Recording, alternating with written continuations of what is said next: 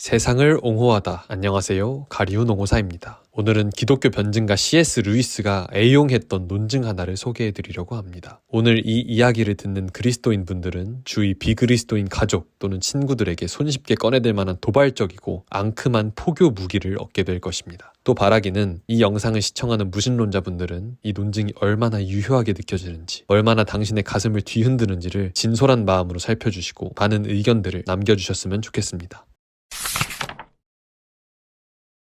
학계에서 이성 논증이라 불리는 이 논증은 루이스의 18번 변증이었습니다. 정말 다양한 책의 다양한 구절들에서 이 논증은 반복적으로 그러나 다채롭게 사용되었습니다. 이성 논증이라는 학술적 용어가 너무 딱딱하게 느껴지는 관계로 저는 오늘 이 영상에 한해서 돌대가리 논증이라는 새로운 이름을 붙여 여러분에게 소개해드리도록 하겠습니다. 돌대가리 논증은 다음과 같은 짧은 한 문장으로 요약될 수 있습니다. 사고가 뇌의 작용으로 뜬금없이 불쑥 생겨난 부산물이라면 그 사고의 결과물을 신뢰할 근거가 없다. 이게 대체 무슨 말이냐고요? 천천히 설명을 해드리겠습니다. 무신론에도 다양한 종류가 있겠지만 대다수의 현대인은 자연주의자라는 범주 안에 속하게 될 것입니다. 자연주의란 이름 그대로 자연이 전부라고 믿는 사람을 말합니다. 여러분 주위에 이런 얘기를 자주 하는 사람들은 모두 자연주의자라고 볼 수 있습니다. 나는 신이나 영혼 같은 건 안 믿어. 눈에 보이는 현실적인 것만 믿는 것이 회의주의자로서 나의 신조이지. 이미 이 세상은 과학으로 모두 설명 가능해. 우연히 그러나 물리법칙의 지배를 따라 세상이 시작되었고 여기에 이르렀어. 종교나 도덕 같은 것은 원래 그 자체로 존재하는 객관적인 진리가 아니라 인간이 사회의 질서와 안정을 위해 고안해낸 것들일 뿐이야.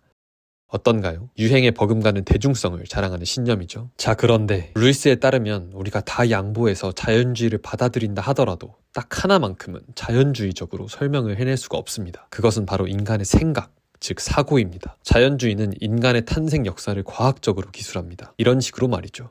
물질 단위들은 우리가 보는 바와 같은 규칙적인 우주를 만들어낼 목적을 갖고 있지 않았다. 임의적으로 다르게 움직이는 단위의 충돌에서 규칙성을 만들어낸 것은 평균의 법칙이었다. 물리적 우주는 유기체를 만들어낼 의도가 없었다. 지구상의 적절한 화학물들과 태양의 열기가 나란히 놓이자 물질의 이 불안한 질병, 즉 생명체가 생겨났다. 인간의 사고 역시 비슷한 무의식적 과정을 통해 생성된 것 같습니다. 자연 선택은 하나의 유기체와 또 다른 유기체의 미세한 차이점에 작용하여 우리가 의식이라 부르는 모종의 발광성 내지 신기루의 상태를 우연히 이루어냈다. 그리고 이 의식은 두개골 아래 어떤 피질 안에서 어느 순간 여전히 물리 법칙에 따르면서도 더 복잡한 법칙들을 통해 걸러진 물리 법칙들에 따라 우리가 사고라 부르는 형태를 띠게 되었다. 이것이 바로 사고의 근원이다. 생물학을 신뢰하는 사람이라면 모두 이런 설명을 받아들일 것입니다. 저 역시 그렇습니다. 절대로 이 생물학적 역사를 거부하지는 않아요.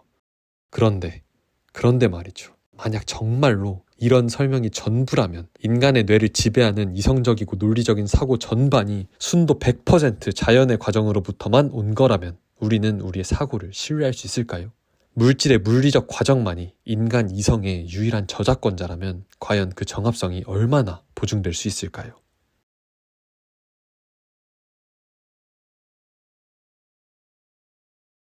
모두가 알다시피 자연의 특징은 우연적이고 맹목적이며 무의식적인 데 있습니다. 자연은 어떤 의미를 내포하지도 목적을 추구하지도 않습니다. 정답도 없고 오답도 없습니다. 생명체를 탄생시킬 필연적 당위성 같은 것은 애초에 자연에 없었습니다. 그래서 루이스는 생명체를 물질의 질병이라고까지 묘사했습니다. 이러한 자연에 비해 인간의 논리적이고 이성적인 사고는 뚜렷한 목적을 동반합니다. 그것은 객관적인 무언가를 도모합니다. 옳고 그름과 맞고 틀림을 따지려 듭니다. 1 더하기 1은 2라는 수식에는 1 더하기 1은 3이 아니라는 의미 또한 내재합니다. 인간의 논리와 이성이 추구하는 것은 배타적인 정답입니다. 자연과는 전혀 다른 성격을 지닌 인간의 이 이성이 순전히 자연의 산물이라면 사정은 곤란해집니다. 루이스는 이렇게 말합니다.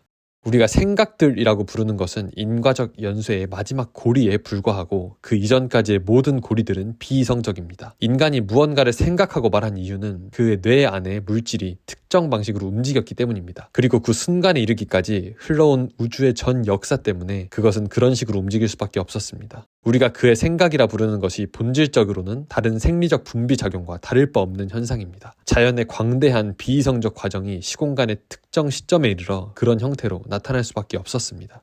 비이성적이고 맹목적인 자연의 과정이 우리 사고의 유일한 창조자라면 우리는 지금 나 자신이 자유롭게 하고 있다고 생각되어지는 사고와 다른 방식으로는 도무지 움직일 수 없습니다. 물질이 물리법칙의 지배를 받고 있듯 우리 뇌 속의 원자들 역시 그저 물리법칙에 따라 이리저리 움직이며 우리의 사고를 지배하고 있는 것입니다. 비이성적인 근원에서 이성적인 결과물이 나올 수는 없습니다. 우리는 자연으로부터만 비롯된 우리의 뇌를 신뢰할 수 없습니다. 인간이 무언가를 옳게 보고 맞게 보는 것은 다른 모든 물질들이 물리법칙 앞에서 글이 되는 것처럼 자동적으로 벌어지는 일종의 반응에 불과합니다. 그는 자신의 머리 안에서 비이성적으로 결정된 사건들이 의식의 형태로 투영된 그림자를 즐기고 있었을 뿐입니다. 그에게는 자칭 자신의 생각과 외부 실제들의 관계가 참이나 거짓이라는 전적으로 비물질적 관계가 될 수 있는 것처럼 보였습니다. 하지만 그의 생각이라는 것은 실은 뇌에서 일어나는 물리적 사건들의 그림자에 불과하기 때문에 그것이 외부 세계와 인과관계를 제외한 다른 어떤 관계를 맺을 수 있는지 이해하기란 어렵습니다. 그는 자신이 궁극적으로는 진리와 관계없는 비이성적 근원들에 의해 결정된 반응을 따르고 있을 뿐이며 그것은 딸꾹질이나 재채기가 그렇듯 옳을 수도 그를 수도 없음을 알지 못했습니다. 자연주의가 옳다면,